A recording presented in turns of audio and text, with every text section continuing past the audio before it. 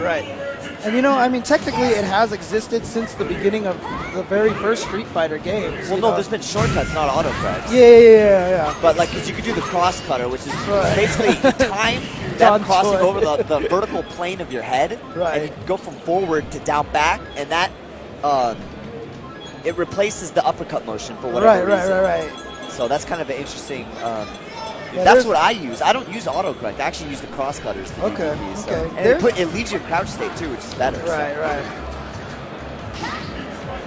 All right, so it's going to be Ismael versus Sako. All right, call him Ismael then. And of course, we saw Sako a little bit. Yeah. Hey, we're in the literature here. Come on, so I was like, where have I heard that? I haven't read that book in years. I actually wanted to read that again too, so I'm glad you reminded me. Yeah. Well, yeah, he's going up against Sako once again. Combo god, pretty much. He has combos in Vampire Savior that are called Sako combos, literally because Sako is the only one who can do the Sako combos. It's ridiculous. BB hood combos. Yeah. That are infinite, containing several one-frame lengths. Yep. Which is just, the thought of that is stupid. So I don't even want to, that just makes me feel like a terrible Street Fighter player. And it's interesting because between Claykey and Sako, we're seeing a lot of Ibuki action here on stream. As we should. I've been wondering why there's not more Ibuki players. I feel like she is so slept on. She's incredibly good.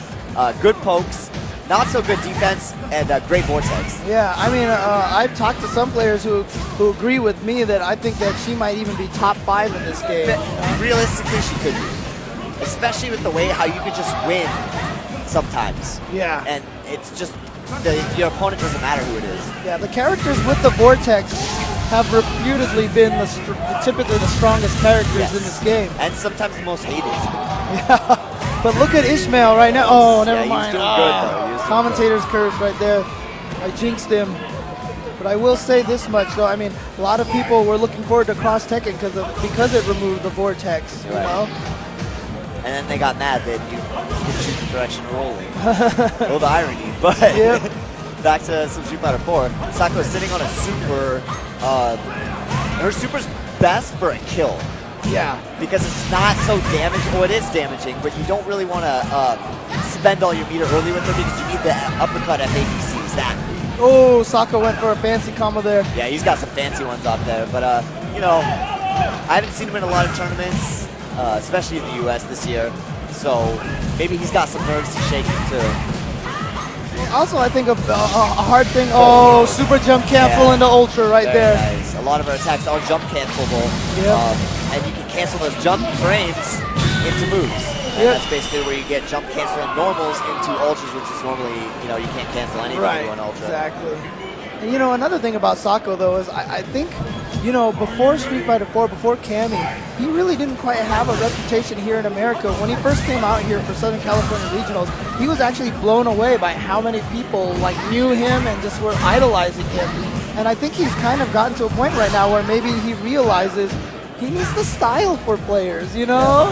When he's on stream, he's kind of put on a show for them. He's definitely got his own little pocket of fandom. Like, you know, people just love what they don't really care if he wins or loses. They just love watching him play. There's something like, you know, really pretty about the way he plays. They want to see those combos. I like him using that crouch H there to time that safe jump. Oh, he caught him low, and that was just enough for the dizzy. And Sako now. 1 round away. Yeah, he's won 3 rounds in a row. All right, Ismael does have a lot of meter, though. Oh, no, he's just going to get hit with a crumple. Not a good way to start a round. Yeah, nice punish right there. Sending low kick into her kicks. There it is right there. Some of the mix-up shenanigans that she has. He's going ham right now. Oh, and same situation that we saw in the last game. The exact same way. Unbelievable. Once you start getting hit by all these moves, the first reaction from people is to just throw out that uppercut because it is the offense killer. And the people who are completely aware of that, they're the ones that will rush down. The problem is you get into this rhythm when you're rushing people down, so you're like, I gotta keep this going. I'm in a rhythm. That's when you stop.